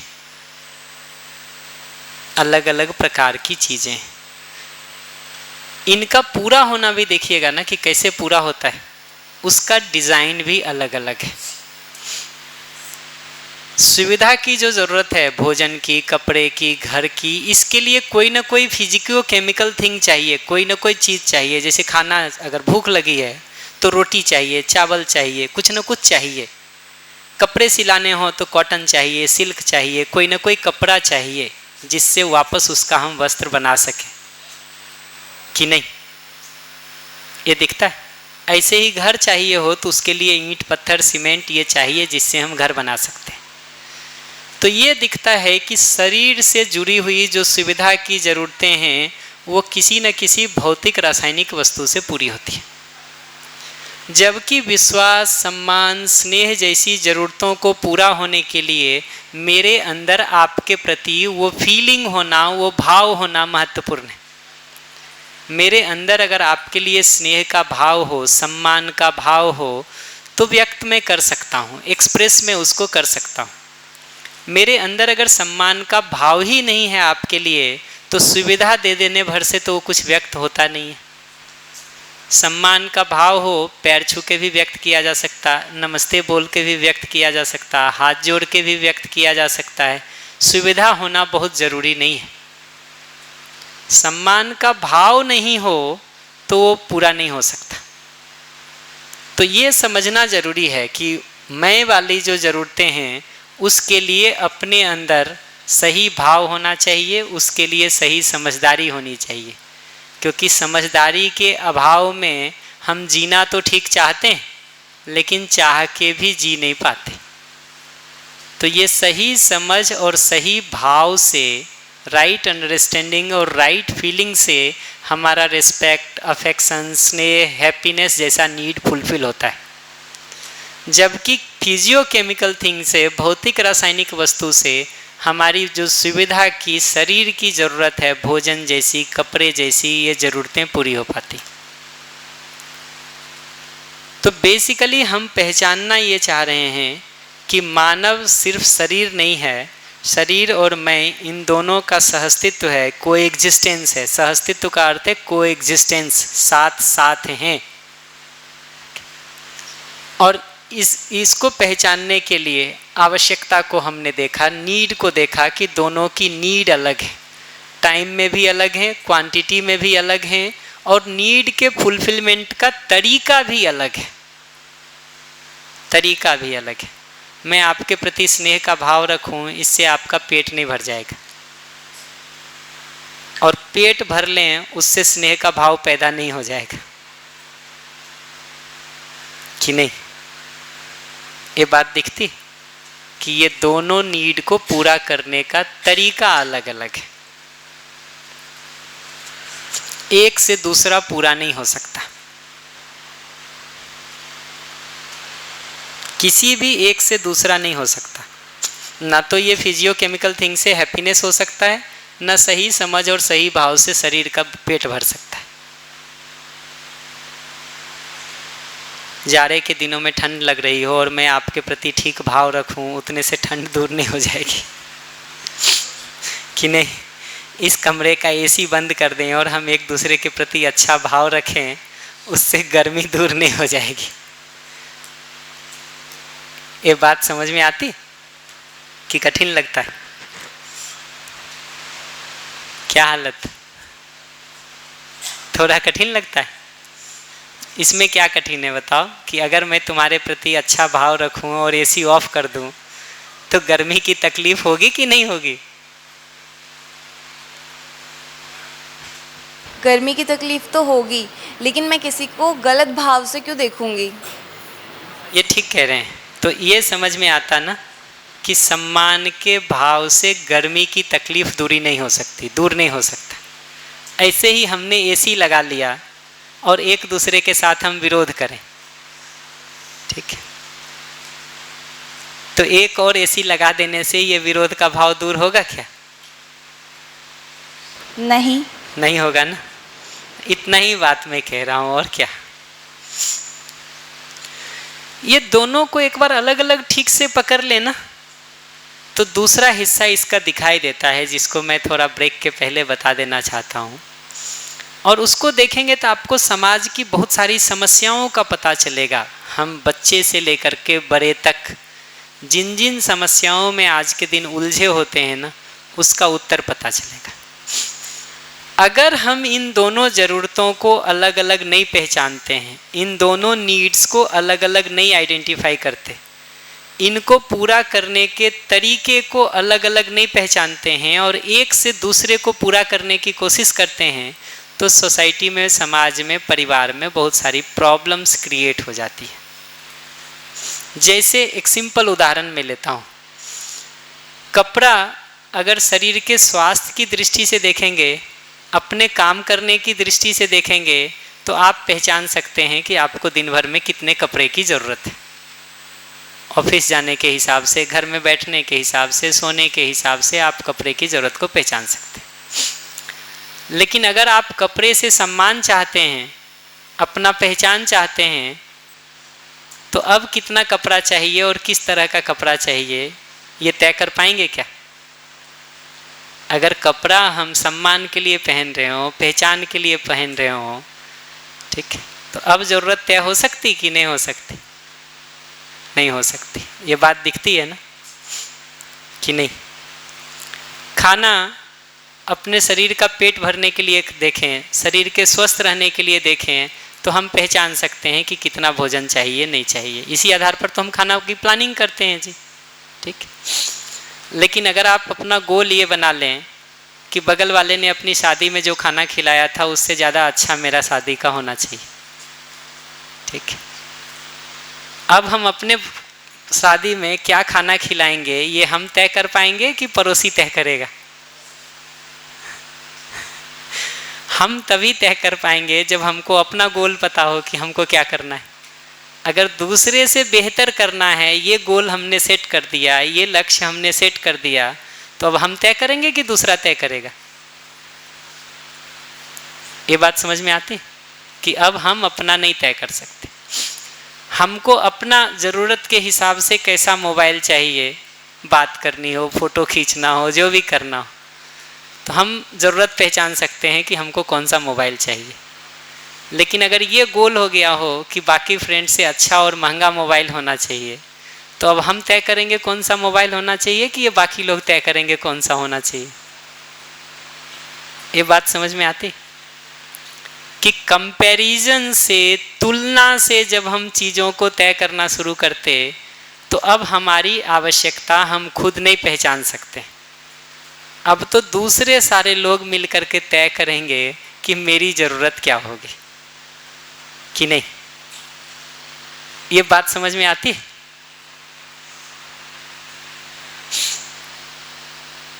ये बात समझ में आती है कि हम तुलना की मानसिकता में उलझ जाते। वो छोड़ दीजिएगा कंपटीशन कोऑपरेशन को, अभी उस पर कोई बात नहीं करनी है।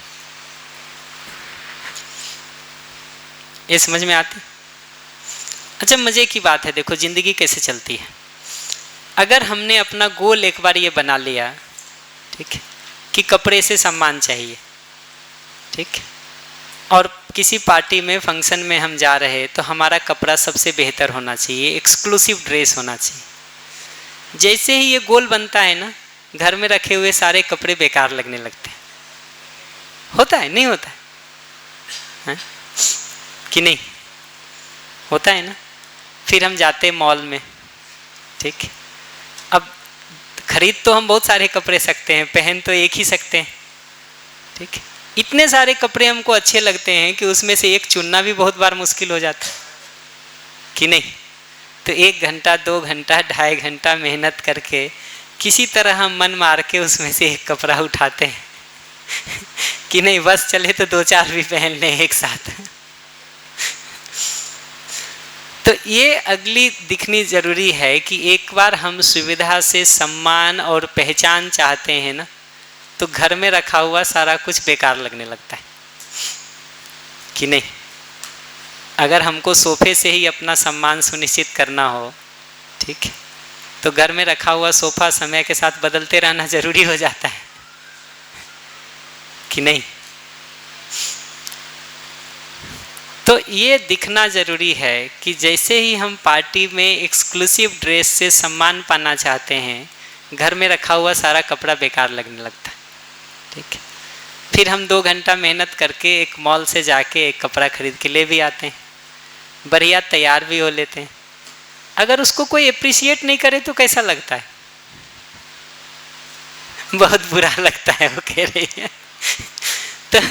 तो ये पहचानना जरूरी है कि हमने मेहनत किया इतना सारा, ठीक है, कपड़े से सम्मान पाने के लिए हमने इतना सारा मेहनत किया और किसी ने उसको अप्रिशिएट नहीं किया तो हमको बुरा लगता है, ठीक है।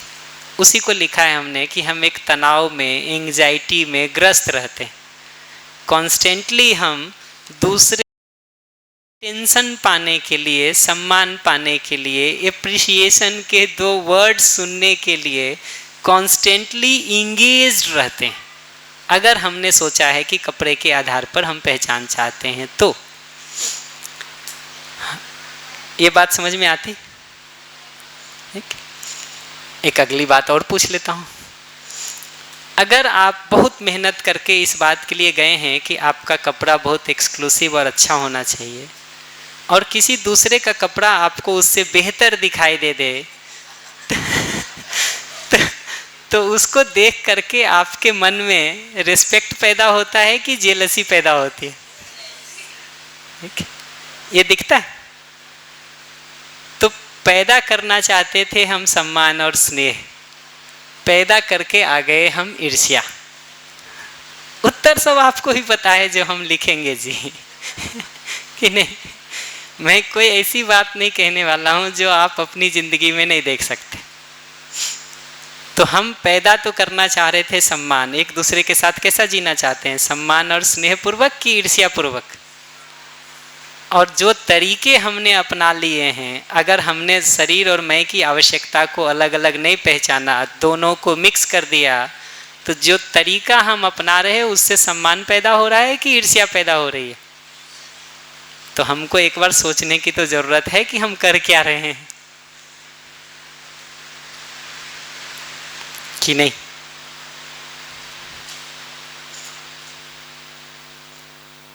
कोई भी सवाल हो इस पर तो पूछ लो, उसको रिस्पॉन्ड कर देंगे। नहीं तो एक बात और हमको इसके संदर्भ में कहनी है, वो भी कह दूंगा। एक्सट्रीम केसेस में आप जो बोल रहे हो वो सही है, पर हम जो भी करते हैं अच्छा दिखने के लिए तो करते ही हैं। सपोज़ करो मैं यहाँ पे खड़ा हूँ, कंघी करके आता हूँ क्योंकि सबको अच्छी दिखती है, मैं शेव करके आता हूँ क्योंकि सबको अच्छा लगता है, मैं कपड़े खरीदते वक्त थोड़ा सा ध्यान रखता हूँ कि कपड़े ऐसे हों जो इसमें हैं, तो उसको आप किस उसमें देखेंगे? हम 2 बात कहेंगे। कपड़ा खरीदते हैं तो उसमें मुख्य रूप से शरीर के लिए कंफर्टेबिलिटी मुद्दा है या दूसरों को दिखाना मुद्दा है? ये सवाल अपने से पूछा जाए।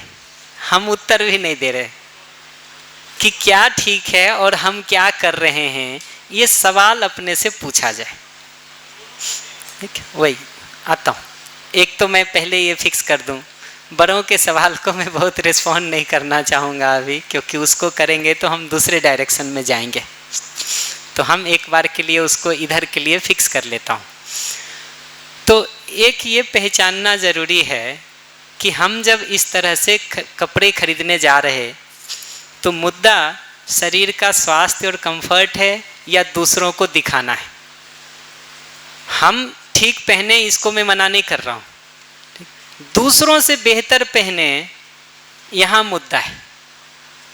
दूसरे उसको देख करके एप्रिशिएट करें इस आधार पर कि मैं दूसरे से बेहतर हूँ, यहाँ मुद्दा है। समस्या यहाँ से शुरू होती है और उसका परिणाम ये जो है ईर्ष्या में, द्वेष में दिखाई देता है। हमने अगर सोच लिया कि हमारा घर मोहल्ले का सबसे बड़ा घर होना चाहिए, जैसे ही बगल वाला घर बनाना शुरू करता ना, हमारा हृदय का धड़कन भरना शुरू हो जाता है। उदाहरण तो बड़ों के भी 20 दिए जा सकते हैं, लेकिन मैं उस क्षेत्र में अभी नहीं प्रवेश करना चाहता हूँ। हमारे सर बार बार कहते हैं कि अगर हमने कार खरीदी हो, जहाँ मैं रहता ना, तो सर कहते बार बार कि अगर कार से आपने अपना सम्मान ढूंढने का कोशिश किया है और एक बड़ी कार खरीद के ले आए, ठीक, रोड पर चलते हुए अगर बगल से दूसरी कार उससे बेहतर गुजर जाए ना, तो कार तो आगे चली जाती, हम उसमें घिसटते रह जाते हैं अगले 15 मिनट तक। तो ये पहचानना जरूरी है कि तुलना की मानसिकता में हम अगर उलझते हैं तो सुविधा की आवश्यकता ही नहीं तय होती। अब कितना कपड़ा चाहिए ये नहीं तय होगा, कौन सा चाहिए ये नहीं तय होगा, कितने हजार का चाहिए ये नहीं तय हो पाएगा। तनाव से इस रूप में ग्रस्त रहते हैं कि दूसरा कोई भी अगर उसको रिकॉग्नाइज नहीं करे, एप्रिशिएट नहीं करे, तो लगता है यार सारी मेहनत बेकार चली गई आज की। ठीक है, वो एक कहानी सुनाते हैं शुरू से कि किसी के घर में जो है आग लग गई, तो बहुत सारे लोग उसको बुझाने के लिए आए दौड़े हुए, सब सामान निकाले, बुझाए, बुझाते बुझाते ही बहुत सारी चीज़ें जल गई। ठीक, वो महिला अपना दोनों हाथ उठा के बार बार चिल्ला रही थी, बचाओ बचाओ, कोई सामान ये करो। ठीक, तो उसको देखते हुए एक बगल वाली महिला ने उसको कहा कि अरे तुम्हारे हाथ में तो बड़े सोने के 2-2 कंगन दिख रहे हैं, ये कब खरीदे तुमने? उसने कहा ये बात पहले पूछ लेते तो घर में आग लगाने की जरूरत नहीं पड़ती।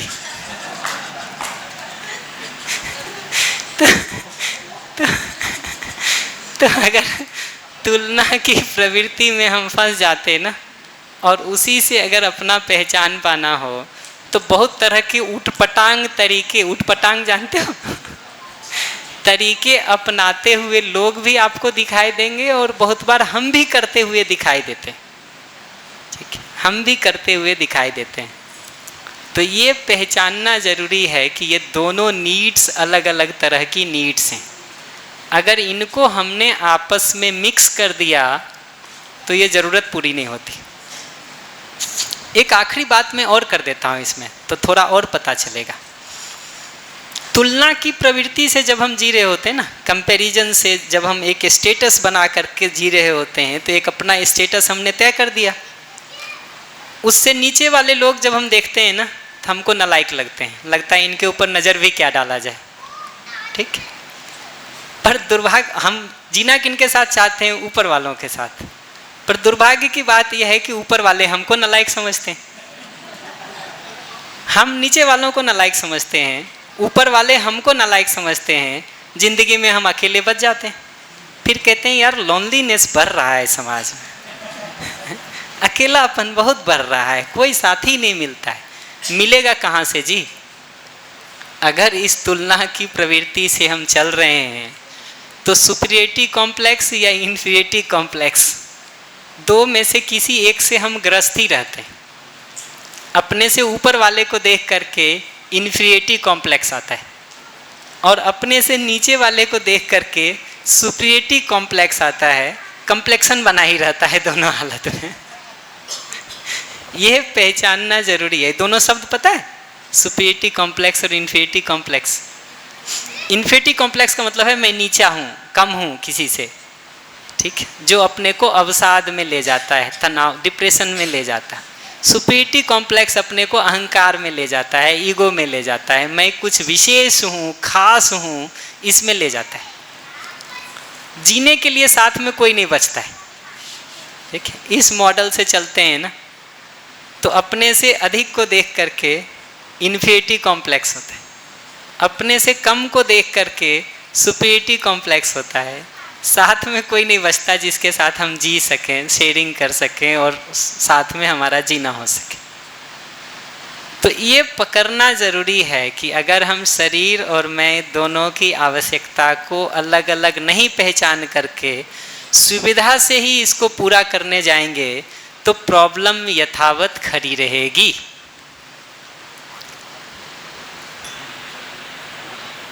और हम समस्या में ग्रस्त रहेंगे ही। इस मॉडल की देखोगे तो इतना सारा इसमें अंतर विरोध दिखेगा ना। यहाँ बैठा हुआ हर आदमी अपने शरीर के स्वास्थ्य की दृष्टि से कपड़ा पहन सकता है। जो आप कह रहे हैं ना, शरीर का स्वास्थ्य का ध्यान रख लें, ठीक कपड़ा पहने, हम इससे सहमत हैं। पर वो हर आदमी को उपलब्ध हो सकता है।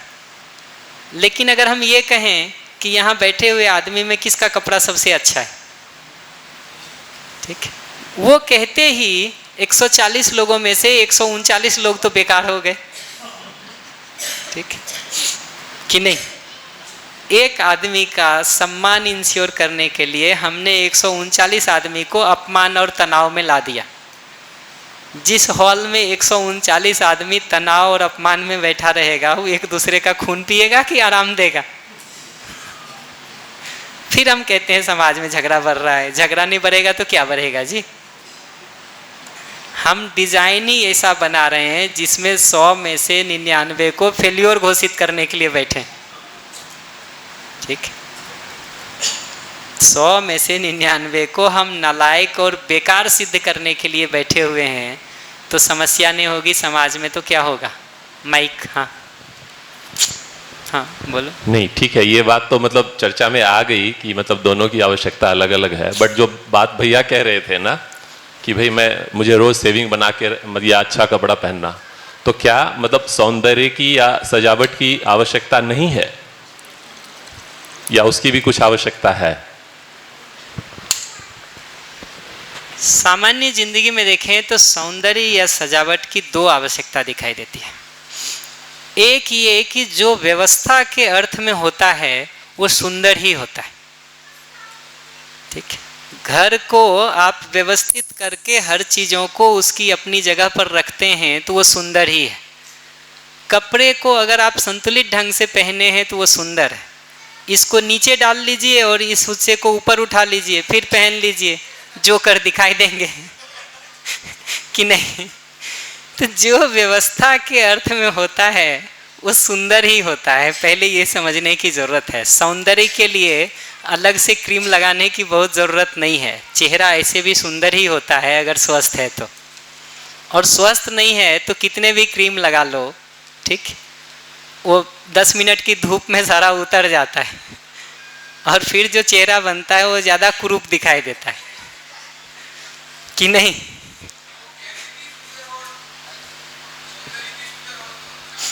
हाँ, बड़े लोगों की बात अभी हम नहीं करेंगे ज़्यादा, हम उसको रोक के रखेंगे। बच्चे बार बार कंप्लेन करते हैं। इधर माइक दे दीजिए। पर ये बात व्यवस्थात्मक सौंदर्य में मुझे दो बात कहनी। एक तो व्यवस्था के अर्थ में जो होता है ना वो सुंदर ही होता है। दूसरा, सौंदर्य की दृष्टि से भी हम सोचेंगे तो हर आदमी उस सौंदर्य में जी सके, हम इस बात को सोचेंगे, या 100 में 99 वैसा नहीं जी सके, अकेला मैं वैसा जीऊँ, इसको सोचेंगे। ये मुद्दा है, ये मुद्दा है। ये दूसरों से तुलना करके जब हम एक्सक्लूसिव कुछ करने जाते हैं ना, तो सौंदर्य तो छोड़ो, कुरूपता में भी आदमी आज के दिन विशेष होने की सोच रहा है। एक से एक कुरूप डिजाइन आपको दिखाई देंगे, ठीक है, ध्यान पाने के लिए, कि नहीं? दिखते हैं कि नहीं दिखते हैं? आदमी सब जगह से अपना कपड़ा फाड़ के पहनता है, कहीं से तो नजर डाले कोई। तो अगर एक्सक्लूसिव होना मुद्दा बन जाता है ना, तो सौंदर्य भी खराब कर लेते हैं हम। सौंदर्य को भी हम खराब कर लेते हैं ध्यान पाने भर के लिए। नहीं होता है? नहीं होता है? होता है। हाँ जी, पीछे कौन पूछ रहे थे? कहाँ? हाँ, माइक है तो पूछ। इधर से एक है, उनका पहले सुन लेता हूँ, फिर आता हूँ आप पर। हाँ सर, जैसे आपने सम्मान को सुख बताया, तो सर कहीं ना कहीं सम्मान की अपेक्षा ही तो दुख देती है। ये बात सही है कि दूसरों से सम्मान पाने की अपेक्षा अगर रखेंगे तो दुख दे भी सकती है, मैं मना नहीं करता। तो सर उसका सॉल्यूशन क्या है? हम किसी को फोर्स तो नहीं कर सकते कि आप हमारा सम्मान करो। पर इतना तो कर सकते हैं कि अपने अंदर समझदारी के आधार पर सम्मान के भाव को बनाए रख सकें और दूसरों के साथ जीते समय उसको व्यक्त कर सकें। तो इसका मतलब है कि अपेक्षा ही छोड़ दो?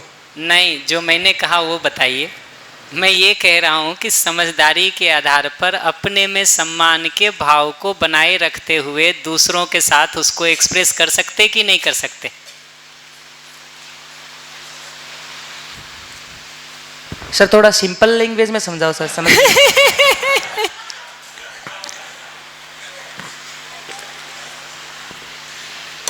हम ये कह रहे हैं एकदम सिंपल लैंग्वेज में कि मैं आपके साथ सम्मान करूंगा कि नहीं ये तो मैं कर सकता हूँ, आप मेरे साथ सम्मान पूर्वक जिएंगे कि नहीं इसको आप तय कर सकते कि नहीं?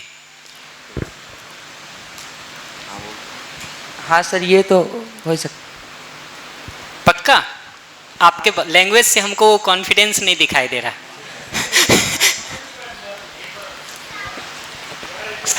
आप आए कब हैं सेशन में? अभी आए? हाँ सर, हैं? आज ही आए हैं। हाँ, एक तो वो है, थोड़ा आगे बैठेंगे तो हमको बात करने में सुविधा होगी, इतनी दूर से तो बोलने में भी कनेक्शन थोड़ा मुश्किल से मिलता है, ठीक है? वो टावर का सिग्नल ही नहीं पकड़ता वहाँ तक हमारा, करें क्या जी? हम 2G के ज़माने वाले लोग हैं, आप 5G में पहुँच गए हैं। हम एकदम सरल बात कह रहे हैं कि दूसरे हमारे साथ सम्मानपूर्वक जिएंगे कि नहीं ये तो दूसरा तय करता है। मैं लोगों के साथ सम्मानपूर्वक जी सकता हूँ कि नहीं, ये मूल प्रश्न है। मैं सम्मान को समझ करके लोगों के साथ सम्मानपूर्वक जी सकता हूँ कि नहीं, ये मूल प्रश्न है। ऐसा अगर हर आदमी जिएगा तो सबको स्वाभाविक रूप से सम्मान मिल जाएगा।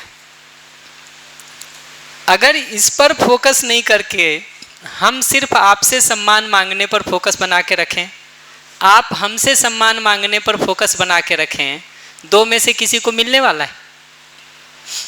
आप हमसे सम्मान पाने की सोचें, देने की ना सोचें। मैं आपसे सम्मान पाने की सोचूं, देने की ना सोचूं, हम में से किसी को सम्मान मिलेगा? नहीं मिलेगा। उल्टी परिस्थिति देखिए, मैं अपनी तरफ से सम्मान के निर्वाह को आपके साथ सोचता हूँ, आप अपनी तरफ से सम्मान के निर्वाह को मेरे साथ सोचते हैं, बिना मांगे दोनों को सम्मान मिल जाएगा कि नहीं मिलेगा? मिल जाएगा ना। हम इस दूसरे पक्ष पर बात कर रहे हैं कि इसको समाज में, परिवार में, व्यक्ति में सुनिश्चित करने की, इंश्योर करने की जरूरत है। ये पकड़ में आया? बढ़िया। आता हूँ सर, मेरा 2 क्वेश्चन है। एक तो क्या तुलना हमेशा ही गलत होती है?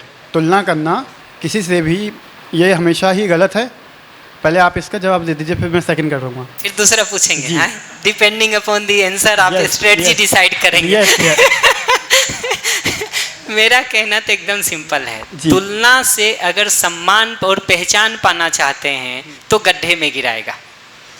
तुलना अगर सिर्फ इस रूप में कर रहे हैं कि अगला आपको अपने से बेहतर या श्रेष्ठ दिखाई देता है और आप भी उससे इंस्पिरेशन लेकर के वैसा होना चाहते हैं तो उसमें कोई समस्या नहीं। बट तुलना अगर इस रूप में है कि मैं अपने को दूसरे से बेहतर, विशेष, खास सिद्ध करना चाहता हूं तो समस्या है। तो कुल मिला के सर, तुलना गलत नहीं है, बस डायरेक्शन सही होनी चाहिए। सारा बात तो डायरेक्शन का ही है जी। और क्या? एक और क्वेश्चन है सर मेरा कि सुखी जीवन के लिए हम जो सुखी जीवन जीना चाहते हैं, क्या उसमें सत्य ही पर्याप्त है? कि हम जो अपने सत्य बोलते हैं, सत्य ही पर्याप्त है सुखी जीवन जीने के लिए? सुखी जीवन जीने के लिए सत्य को समझना मूलभूत मुद्दा है। सत्य बोलने भर से काम नहीं चलेगा।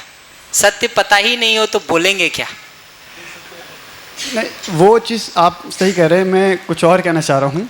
एक्चुअली जैसे कि आपकी फैमिली में कोई भी रिलेशन है या फिर आपकी कोई भी पर्सनल रिलेशनशिप है, उसको लेकर भी अगर मैं केवल सत्य पर निर्भर रहता हूँ, मैं सत्य बोलना या समझने की भी बात कह रहा हूँ, मुझे पता है कि सत्य ही सही चीज़ है, लेकिन उसमें झूठ ना मिलाऊँ अगर मैं, तो क्या लगता है आपको कि वो जो रिलेशनशिप है वो स्टेब्लिश रहेगा? आप ही इस बात को देखिए ना, सामने वाला, एक तो आउट ऑफ टॉपिक हम बहुत नहीं बढ़ेंगे, हम इसको यहाँ क्लोज करेंगे। आप अपने से सिर्फ एक बात पूछ के देखिए कि सामने वाला जब आपके साथ झूठ बोलता है आपको उसके प्रति विश्वास होता है कि अविश्वास होता है? एकदम सीधा सा प्रश्न है, क्या होता है? विश्वास नहीं होता। और विश्वास नहीं होता है ना? बोलने में थोड़ी तकलीफ हो रही है। नहीं, तकलीफ नहीं हो रही। लेकिन एक चीज़ और सर, ये ऑफ टॉपिक नहीं है वैसे तो, क्योंकि मैं सुखी जीवन के लिए ही बात कर रहा हूँ जो कि हम बात कर रहे हैं। बट मैं ये कहना चाह रहा हूँ कि ठीक है, वो हमसे जो झूठ कह रहा है, हम ये जानेंगे जब कि वो झूठ कह रहा है तो हमें दुख होगा इस बात का, यकीनन होगा।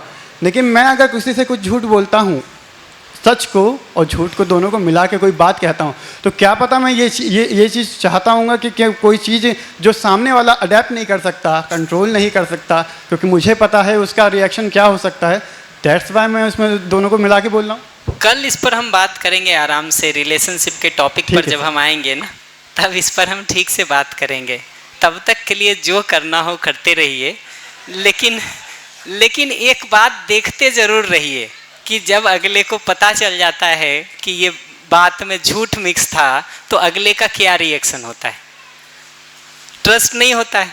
फिर वो जो एक बार गड्ढा बना लिए, उसको कितने दिन तक शंका होती रहती है, लाइफ टाइम रहता है, वो ठीक नहीं होता है। तो हमको सोचना चाहिए कि हम एक छोटा काम निकलवाने के लिए जो गड्ढा खोद रहे हैं, उसमें कितने साल तक गिरे रहेंगे। मैं आपसे पूछता हूँ, घर कितनी देर में आएंगे? आप कहते हैं 5 मिनट में, और आते हैं 30 मिनट में। अगले दिन जब आप कहते हैं ना कि 5 मिनट में आ रहा हूँ, मैं पहले से मान लेता हूँ कि आधा घंटा बाद आने वाले हैं। ठीक है, क्या कर सकते हैं जी इसमें? कल उस पर बात करेंगे। ये प्रश्न के साथ हम इसको पूरा करते हैं। रिलेशनशिप के टॉपिक को कल करना ही है हमको। भैया, जैसे आपने बोला कि रिस्पेक्ट वाली जो बात हो रही थी, तो अगर मेरे को किसी को रिस्पेक्ट देने का मन नहीं हो, उनका भी नहीं है, तो कम्युनिकेशन नहीं करना बेटर है या फिर फेक करके फिर भी कम्युनिकेट करना सोल्यूशन है? देखिए, अगर मुझसे पूछेंगे तो सॉल्यूशन तो यही है कि मेरे में आपके प्रति रिस्पेक्ट का भाव भी हो और हम उसको एक्सप्रेस भी करें। सॉल्यूशन तो वही है, उसके नीचे कोई सॉल्यूशन नहीं है।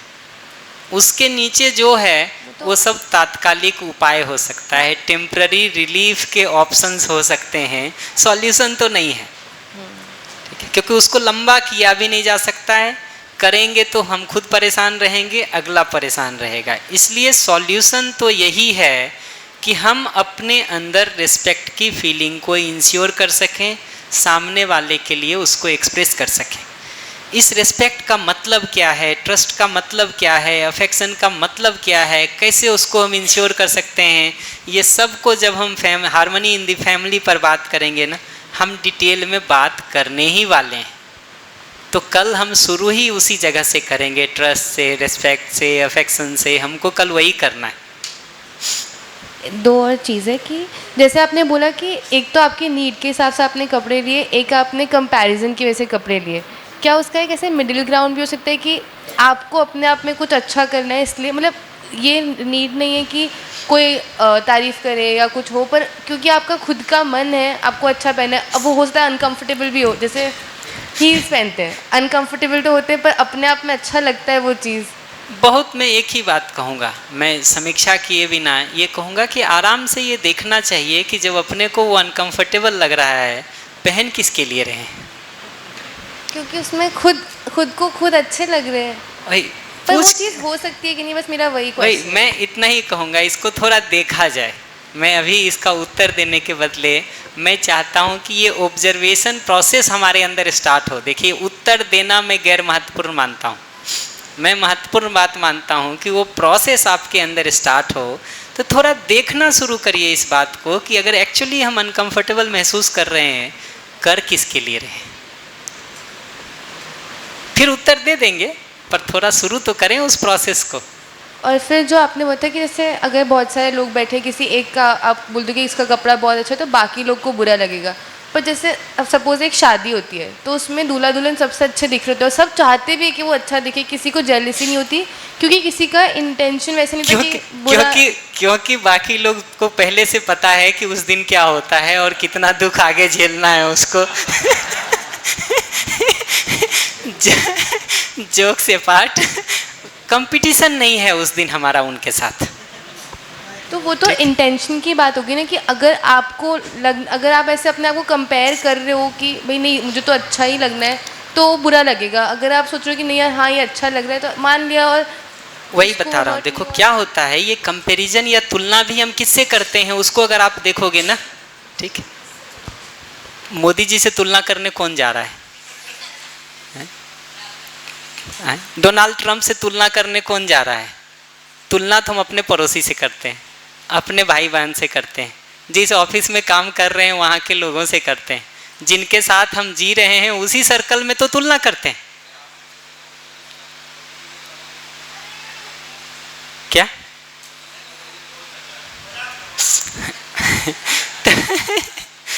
देखिए उनसे कंपैरिजन वही करेगा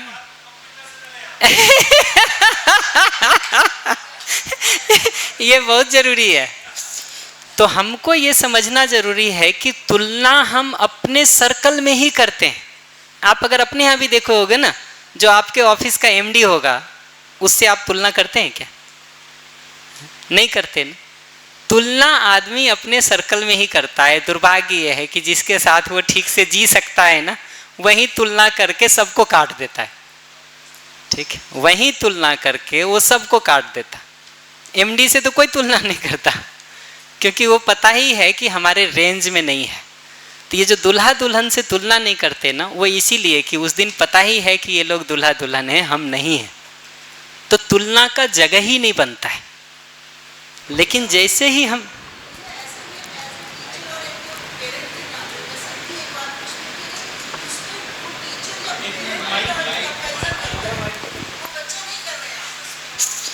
वो कह रहे हैं, ये मैं ही बोल देता हूँ कि अगर बच्चे आपस में कंपैरिजन नहीं कर रहे हैं, पेरेंट्स हो, तो क्या करना चाहिए?